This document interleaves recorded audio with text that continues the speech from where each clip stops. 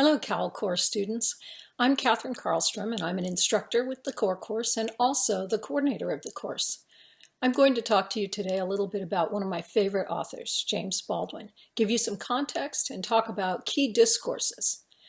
James Baldwin is one of our most important American essayists, and he's also a novelist and was a significant intellectual leader, as well as an activist in the American Civil Rights Movement. The best time to watch this video is when you've read the essay for the first time, because I'm going to address some of the things in it, and you're getting ready to reread it. As well as being rich and deep with ideas, Baldwin's writing is aesthetically so beautiful. As you may remember from the essay, he planned to be a preacher as a young man, and you can hear that his work is rooted in that oratorical tradition. So it's really rewarding to read parts of it aloud and listen to the cadences, rhythms, and the patterns of the language. I call this lecture Baldwin, the Body Politic, and Politicized Bodies. So what is this body politic, and why should you bother to know about it? Well, the body politic is an analogy or metaphor proposing parallels between a political entity, like the nation or state, and a human body. Now, this probably doesn't seem very complicated because it's not. Our bodies are our most fundamental source for analogy. They're just so handy. They're right under our noses after all. So it's not surprising that we use them to understand other structures. My thesis today is that Baldwin uses the idea of the body politic both in conscious ways and in the subtext to parallel his own and his father's bodies with political bodies, from Harlem to the US and then to the world community. The correspondences allow him to analyze and critique these entities and to propose better directions and more fruitful ways of thinking about the problems that racism causes, common to all of those beings. I'm going to focus on two interwoven and overlapping discourses he employs: food and disease. You may not be familiar with the word discourse, so a quick definition. Discourses are formal and orderly and usually extended expressions of thought on a subject. In Baldwin's case, he creates a discourse about racism using patterns of imagery related to food and disease, essentially extended metaphors. He highlights and examines politicized bodies and the body politic through these references to food and disease. Healthy bodies are free of disease and also well-nourished. Baldwin shows racism as, one, an infectious agent, one causing disease to individuals and larger social units. You'll recognize this right away if you've read it when he describes the effects of racism as causing a fever in his body and in the body of every oppressed African American. He also shows it as two, starved of proper food and instead often poisoned, which you see as he writes about food, restaurants, his father's anorexia when he refuses his family's meals, and his frequent mentions of bitterness and poison. Baldwin uses both overt and subtle references to literal and metaphorical disease throughout the text to show how the body of the state, if it is disease, infects individuals and vice versa. And characteristics of these diseases reflect and reinforce each other. Ultimately, I think his essay functions as a kind of treatment for the diseases, a kind of healthful diet meant to nourish the malnourished. So a quick intro on the body politic analogy, because its long-standing tradition is part of its power here.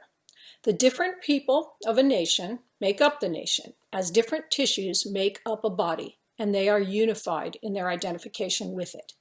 You can see that in this illustration from Hobbes, the gargantuan political treatise Leviathan. See here how the body emerges from the land and human institutions and is constituted of all these individuals. Most versions of the body politic imagine different groups as equivalent to distinct parts of a body. So, for example, the government is virtually always the head. But how other parts are assigned corresponding roles differs with each version, depending on the point the author wants to make. Historically, the peasants have often been seen as the more lowly parts, no surprise, but they may also be seen as the heart, just as we call the Midwest, where much of our food has traditionally been grown, the heartland. The military can be seen as the arms, arms and armaments have the same etymological root, or as an extension, like a sword carried by the body. A society's money is sometimes depicted as its blood, and it must be kept in circulation through the arteries of the economy. The economy shouldn't stagnate like pooled blood. Ever hear this one? Someone trying to get money out of you is trying to bleed you dry. The economy is also associated with the digestive system, all that taking in of raw materials like food to produce livelihoods, and pollution is comparable to our bodily wastes. A body deprived of money food delivered by the economy will also then be malnourished. Poverty and starvation and illness are all linked in this metaphor. The body politic idea implies that a nation is a natural organic being which can be healthy or ill, whole or damaged. Historically, the metaphor has been used to validate and enforce the status quo. Basically, if everyone has a natural place in the state, you peasants don't even be thinking about trying to move into government, which naturally belongs to the aristocracy because the feet have no business telling the head where to go. But also to do the opposite, to resist and reform a nation by emphasizing mutual dependence, reciprocity, and unity, the need for harmony among cooperating body parts. And it also implies a threat. Just see how you leaders like it if no one agrees to be the arms and slaughter enemies, or the feet and pick the crops. In our current moment, essential workers are playing the role of the arms and feet of our nation, and we see a rare blossoming of respect for their fundamental and indispensable, but previously often overlooked and sometimes belittled work. We hear this body politic in metaphors all the time. We want to bring enemy countries to their knees. When we went into Iraq during the Gulf Wars, our goal was to decapitate it by destroying its central government and removing Saddam Hussein. Elections are also called democracy's voice. A quick note on its history. While I'm focusing on mostly Western use, other cultures use it as well. We find body politic references in Asian works, such as the Analects of Confucius and India's ancient Sanskrit text, the Mahabharata. But Baldwin would have been most familiar with its origins in Western thought, in classical Greek texts, and in the popular use of it in the European Middle Ages. We see it in Greece and Rome, particularly in the writings of Plato, Aristotle, and Cicero. Plato, in a work called Timaeus, compares the force that animates a person to the one that directs the state, and he notes that if the state is like a body, then the ruler must be like a physician, a doctor, keeping the body healthy. He even begins the Republic by proposing that if a state can be defined, then justice in an individual can also be determined. Sometimes the metaphor is generalized. Groups of bodies are organized as families, so the nation is seen as a family. The state is like the father to the children, the citizens. We're going to see this also in Baldwin. He is his father's son, but also Harlem's. His father is the son of an enslaved woman, but also America's son. And these bodies reflect each other. We learn about the nation by looking at its citizens, and when we examine a citizen like Baldwin Sr. or James Baldwin, we can learn about the health of the nation. So how does Baldwin actually use it? Let's dive in. The title of the book and essay, Notes of a Native Son, implies one extension of the metaphor with the state as a father. Traditionally, the native son is celebrated as presidential candidates are in their home states. They're their native sons. So here, it's deeply ironic. Neither Baldwin Sr. nor Jr. is treated as anybody's claimed and valued native son. In his preface to the book, this essay was published in autobiographical notes, Baldwin calls himself a bastard of the West. Because he isn't granted official claim to the European history and legal rights that are part of his cultural heritage as an American, he identifies himself as a bastard, illegitimate, the son of a white father, which is America, with its history of slavery, and the West more broadly, Europe, America's own ancestor, and, on the other hand, a black, raped, enslaved mother, Africa. His title to the essay and the book it is in personifies the nation, imagining it as his father, and nationalizes the author, so that his body becomes a metaphor for the nation's history. From the first paragraph, Baldwin's inclusion of a calendar date, on the 29th of July in 1943, my father died, marks the events as happening not only in personal time, but also in a specific socio-historical context. Think, what's happening in 1943? Well, World War II. And so right away, we glimpse additional levels of the parallel, national and international. As we look on the ruin of his father's body, wondering as he does about his own, we also see Harlem's body and America's and the world's, all of them damaged, all in furious battle.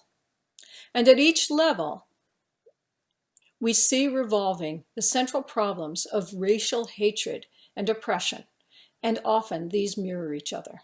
And the abstract problem of hatred has material, that is, concrete, tangible manifestations. Hatred manifests itself in violence, both internal and external. Paranoia manifests in malnutrition. Racism manifests in discrimination, in poverty. So we can see clear correspondences at each level. Here at the personal level, Baldwin and his father, we see hatred, self-hatred, and hatred of others. Paranoia, relationships marred by hostility, frustration, and conflict, and despair. In members of the dominant society, we can see casual cruelty, like the waitress, indifference, and/or a false sense of superiority. Up at the community level, we see material manifestations, ghettos and poverty, and can infer social structures which, intentionally or not, reinforce racial inequality. At the national level, we see legal and de facto segregation and discrimination, and underemployment, police brutality, and of course, riots, disproportionate prison populations, and disinvestment. At the international level, we see World War II, where racism takes ultimate expression in genocide, and we easily can recall other consequences of racism all too commonly used internationally: ethnic cleansing, imperialism, economic exploitation, environmental injustice. You'll note each of these political bodies is marked by violence. Now let's return to the body itself and consider as Baldwin was. What does this American body look like? Well, clearly, it's a mixed race body, a heterogeneous body, because the people composing it are quite diverse. In this, Baldwin makes an excellent representative, because not only is he culturally mixed, as he noted, but also quite likely of mixed genetic ancestry, as most American descendants of enslaved people have some European ancestry. I can't resist an aside here to consider how this works literally in the bodies of Barack Obama and Kamala Harris, who both have so-called mixed ancestry. To go with Baldwin's Bastard of the West metaphor, perhaps Obama's presidency and Harris's candidacy represent at least an invitation to or request for formal legitimacy, legal acceptance of the child. And that might explain also why birther conspiracy theories are so widespread and virulent. People like Obama and Harris literally embody America's mixedness, its heterogeneousness, and that is extremely threatening to those who seek to define America through whiteness. Okay, so America is a mixed race body, but as we read notes, we see that not all of this body is being fed, not all its systems attended to, and this problem of damaged, unhealthy bodies is how Baldwin chooses to begin his essay. On the 29th of July in 1943, my father died. On the same day, a few hours later, his last child was born. Over a month before this, while all our energies were concentrated in waiting for these events, there had been in Detroit one of the bloodiest race riots of the century. A few hours after my father's funeral, while he was lying in state in the undertaker's chapel, a race riot broke out in Harlem. On the morning of the 3rd of July, we drove my father to the graveyard through a wilderness of smashed plate glass. We are immediately confronted with the image of two literal bodies, dead father, live son, two politicized, contested bodies. They're contested because it's unclear what they mean, how they fit in, what to make of them, who can claim them, and claim them as emblems of what? Baldwin tries to assign meaning to them, as we do. In addition, we have the body of Harlem, a shattered city, a wilderness of smashed plate glass, a body that, like Baldwin's father, has been destroyed, reduced, like him, at least in Baldwin's imagination, to debris, but that will also live on as Baldwin Sr. does through his son. The meaning of the shattered city is also contested. Is it a sign of righteous anger directed out at an oppressor, or failures of self-control and personal responsibility? Is it the work of wasted energies which only hurt the cause they could be serving, as his father would likely argue, or the boiling over of countless cumulative personal frustrations of individuals which have no outlet? We see Baldwin explode in a moment of rage at a restaurant. Are the riots simply a communal version of this? On the other hand, Baldwin notes that to smash something is the ghetto's chronic need, arguing that riots arise from something essentially social. Obviously, there are lots of ways for bodies to be politicized, invested with political meanings, but race is the most common one. So here's a working definition of race that I find useful and persuasive. Race is a concept which signifies and symbolizes social conflicts and interests by referring to different types of human bodies. Although the concept of race invokes biologically based human characteristics, so-called phenotypes, selection of these particular features for purposes of racial signification is always and necessarily a social and historical process. Interestingly, Baldwin says something strikingly similar decades earlier in his book, The Fire Next Time. Color is not a human or personal reality. It is a political reality, he wrote. What this means is all bodies are assigned political meanings, and some more than others. The Black Lives Matter movement continues to spotlight the way the correspondence between individuals' bodies and the lived experience of the community work. Think about how, after George Floyd was killed by the police, the haunting phrase, "I can't breathe," resonates. It works as a rallying cry, precisely because it speaks to both the physical and metaphorical body of the community and all its members. Baldwin only comes to understand how fully his body has been inscribed with cultural meanings and assumptions when he goes to New Jersey to work in defense plants. Only after this does he start to wonder what shaped and deformed his father. He writes, "I knew about the South, of course, and how Southerners treated Negroes and how they expected them to behave, but it had never entered my mind that anyone would look at me and expect me to behave that way. I learned in New York that to be a Negro meant precisely that one was never looked at, but was simply at the mercy of the reflexes the color of one's skin caused in other people." A little further on, he mirrors this reflex back at the waitress who won't serve him in the expensive restaurant. He deliberately becomes what she fears and reciprocates the racial hatred directed at him by the whole system of exclusion which barred him from the restaurant.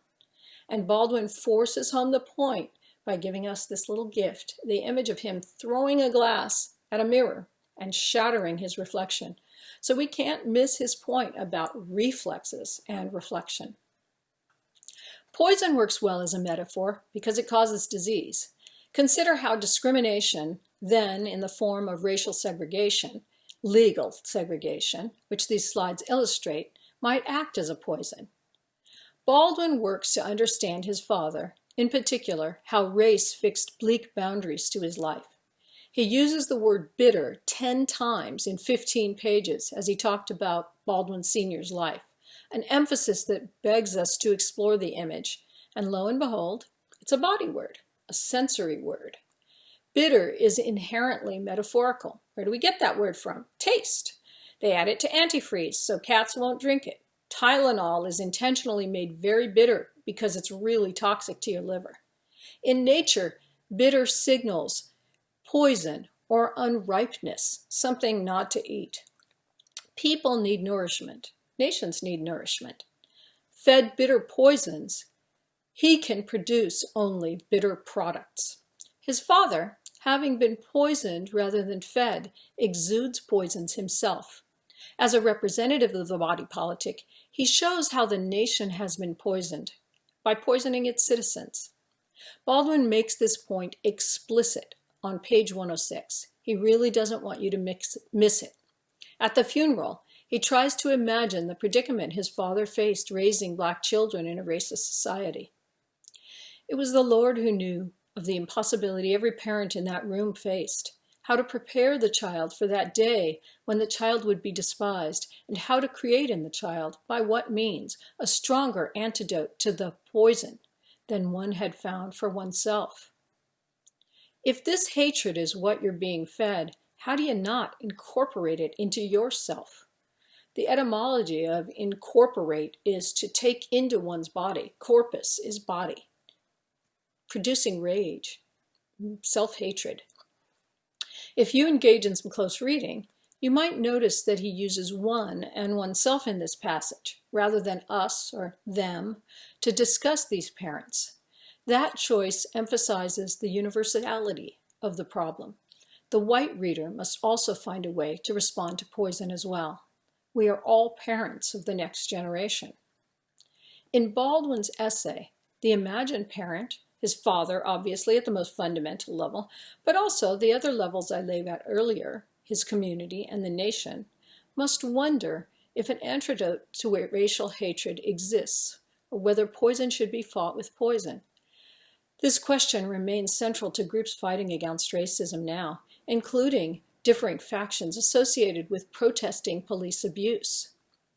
The poisons that Baldwin's, both of them, faced was not only the legacies of slavery and social and political structures which worked to keep Black people from achieving power, or the constant bigotry and exclusion from individuals, but also the very real twin threats of incarceration, since laws originating in Black codes were used to criminalize acts considered benign in whites, like loitering. Nowadays, traffic stops for minor infractions, like driving while Black or brown, may play similar roles. And two, the ultimate threat of violence underlying and supporting these customs. A really quick review. Even conservative estimates indicate that on average from 1880 to 1930, one Black man, woman, or child was killed by lynch mobs every week. More comprehensive research indicates that the real number was likely twice that.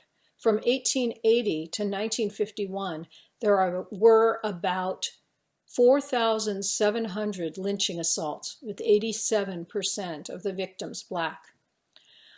Offenses prompting these attacks included serious crimes, but also gambling, quarreling, arguing with a white man, attempting to vote, unruly remarks, demanding respect, and acting suspiciously.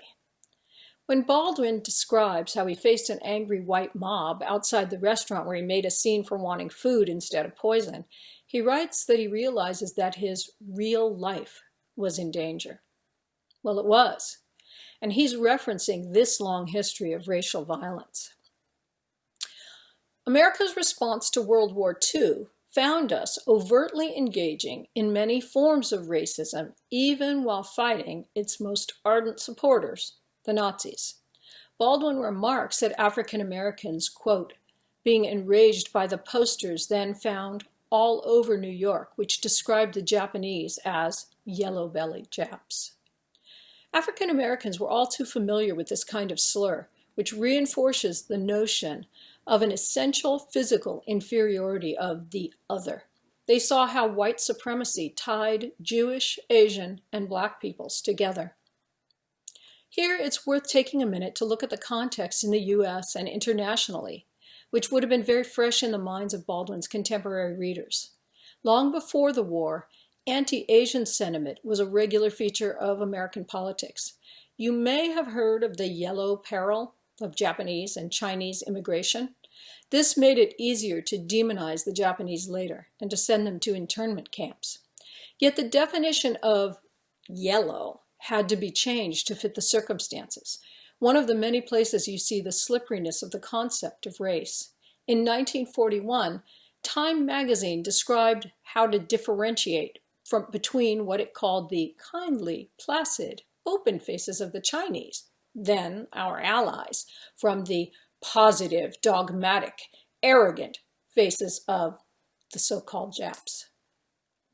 Anti-Japanese political attacks made reference to perceived essential biological qualities rather than political loyalty. Yeah, you can see in this one, even Dr. Seuss got pulled in. Racism as an international problem obviously reached a crisis point in World War II. The Nazi program of racial domination sought not only to eliminate Jews, whom they called vermin and compared to rats or mice, imagery that supported exterminating them with literal poisons like cyanide and carbon monoxide, but also to subordinate others considered inferior races, like the Poles, who were called dogs and dismissed as a servant race. So-called lesser people's bodies were reconceived as animals as well. In a later essay, Baldwin fully articulates the connection he saw between the Nazi genocide and American racism. The glorification of one race and the consequent debasement of another or others always has been and always will be a recipe for murder. There is no way around this. If one is permitted to treat any group of people with special disfavor because of their race or the color of their skin, there is no limit to what one will force them to endure. And, since the entire race has been mysteriously indicted, no reason not to attempt to destroy it, root and branch. This is precisely what the Nazis attempted. Their only originality lay in the means that they used. Another major player, the Japanese government, even though it had been subject to Western racism, accepted the structural idea of racial superiority, even as it shuffled the hierarchy. They too were influenced by American theories of social Darwinism, and some proposed themselves as the most civilized Asian race, and so defended imperialism as natural and helpful.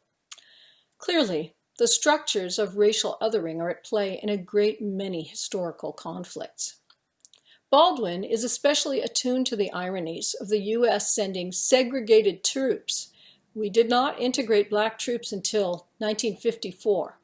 Troops subject to racial disparities in promotion, responsibility, and in casual daily as well as official treatment, humiliations of Northern soldiers being trained in the Jim Crow South, being sent to fight against the regimes in which a central fundamental principle was racial superiority. So, when Baldwin describes the trigger for the Harlem riot, a black soldier shot by a white policeman, it has the weight and irony of all this behind it.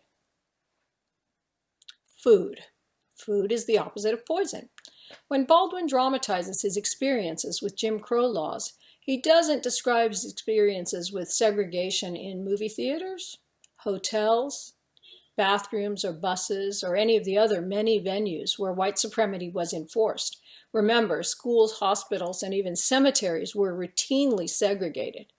He writes about exclusion from restaurants, about not being allowed to eat. When asked what he wants in whites-only places like the American diner, it's clearly more than just a hamburger and a cup of coffee he wants. Food as a bodily necessity is a very potent metaphor. Without it, you die. The body politic is starving itself here. Further, to eat with someone also has great symbolic meaning that we hear in our expressions. Baldwin is refused a place at the table of humanity. Whites won't break bread with him, which is an act of peace and trust. You might consider how this intertwines with the notion of family dinners, and you could explore it further. Baldwin presses the metaphor of food and poison further by describing his father's sicknesses, which are twofold. He tells us that the disease of his mind, paranoia, which caused his anorexia, allowed the disease of his body, tuberculosis, to destroy him. Baldwin Sr. rejects food because he thinks his family is poisoning him. Now, of course, he really is sick, but this particular detail of his mental illness literalizes what has been metaphorically happening to him. His starving himself makes even more sense if you regard this in a socio-political context. He literalizes and personalizes the starvation he's experienced, the exclusion from the table. His fear of poisoning reflects the kinds of poisons he's been force-fed all his life. His paranoia arises in the context of real oppression. Somebody is out to get him. And we know this because Baldwin makes us see the same process occur in him when, in New Jersey, he is refused service at the restaurant. The streets were very crowded, and I was facing north. People were moving in every direction, but it seemed to me at that instant that all of the people I could see, and many more than that, were moving toward me, against me, and that everyone was white. I remember how their faces gleamed, and I felt like a physical sensation, a click at the nape of my neck, as though some interior string connecting my head to my body had been cut. I wanted to crush those white faces, which were crushing me. You might note, along with his experiencing both real danger and paranoia, the image of decapitation, a body cut off from reason and judgment. And he plays with North and South here, too. See what you make of that. His dad's disease of the body also happens to have an embedded food metaphor. Tuberculosis was also called consumption because people grew so thin as they succumbed to it. The body was consuming itself. And it's a disease closely associated with poverty and malnutrition, two of the manifestations of racism visible most of the time in most of the world.